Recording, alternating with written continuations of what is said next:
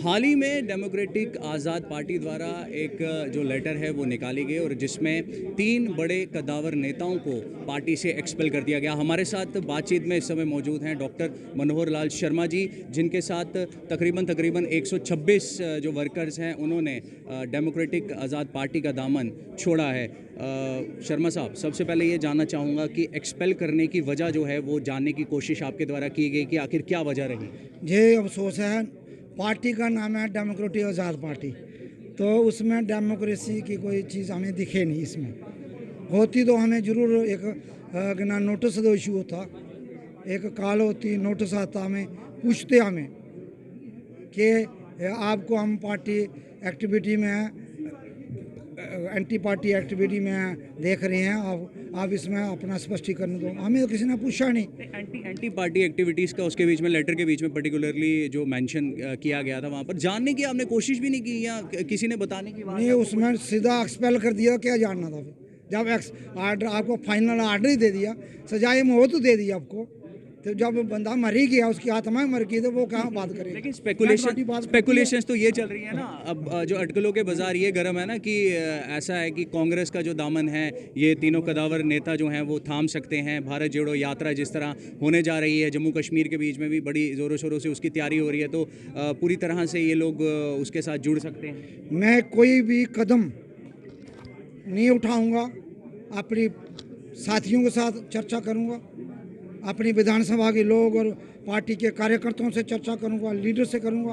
विधानसभा के बाहर भी, कठुआ, हीरानगर, जम्मू में भी मेरी बहुत साथी हैं, वेल विशर हैं, उनसे बैठ के चर्चा करूंगा। समय लूँगा, जल्दी नहीं।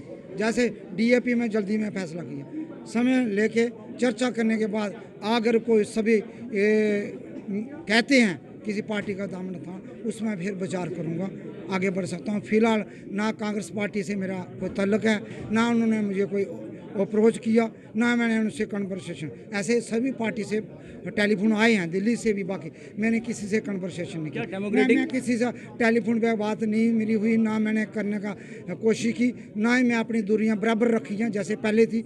जब से डीएपी बनाई है अभी तक आप इंटरव्यू कर रहे हो, किसी पार्टी की लीडरशिप से मैंने इंटरेक्शन नहीं की।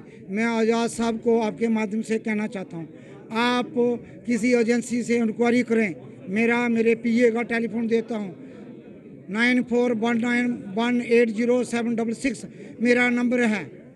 इस नंबर में आप इंक्वायरी करें।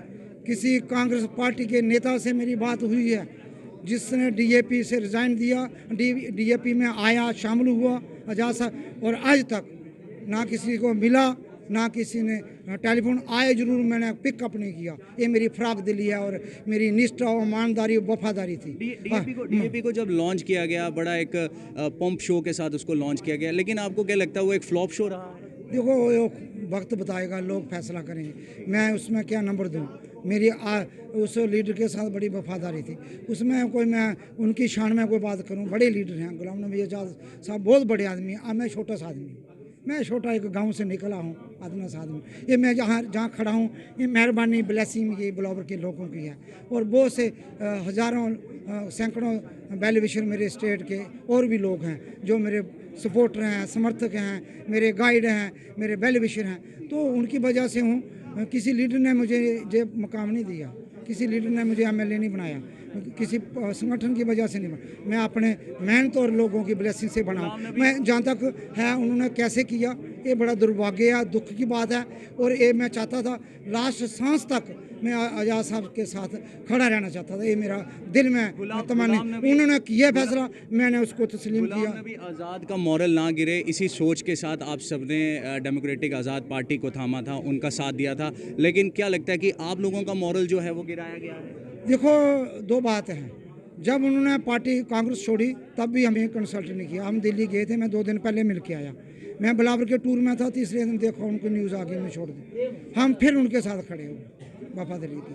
तो हमने उनका अब जो फैसला उन्होंने लिया, हम पोलिटिकल आदमी हैं, उन्होंने तो कोशिश की हमें डैमेज करने, चाहे किसी कहने पर, किसी दबाव पर।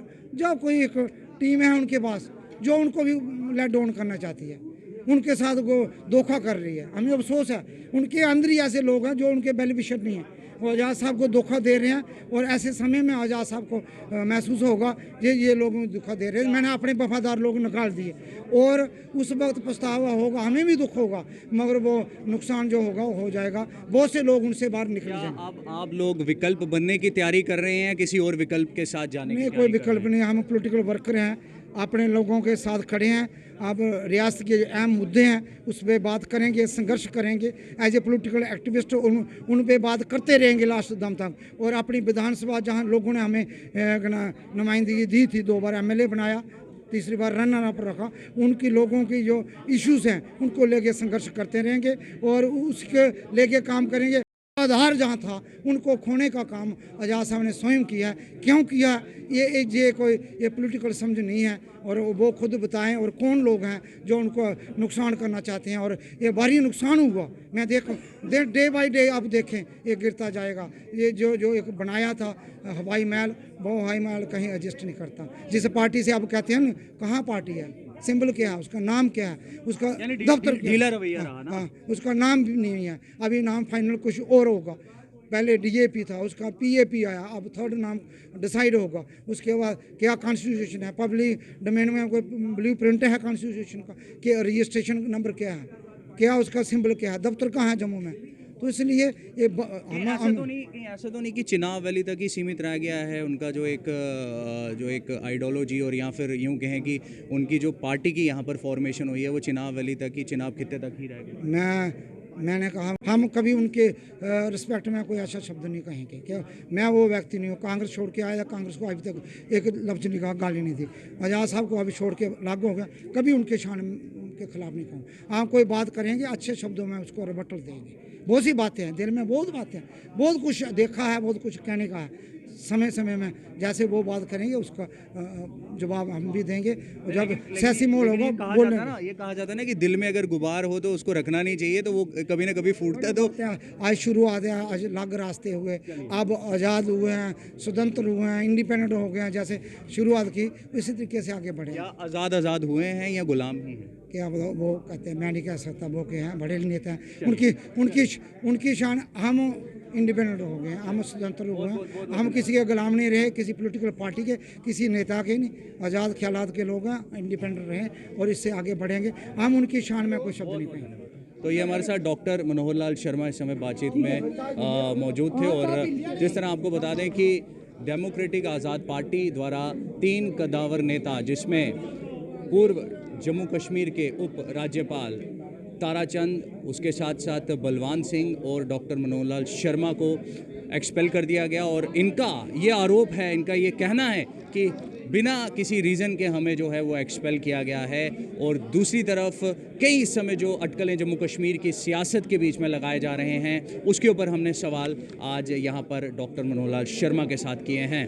बाकी की अहम जानकारियों के लिए द न्यूज़ नाउ के साथ आप बने रहिए। तब तक के लिए मुझे और कैमरामैन साहिल शर्मा को दीजिए इजाज़त। नमस्कार।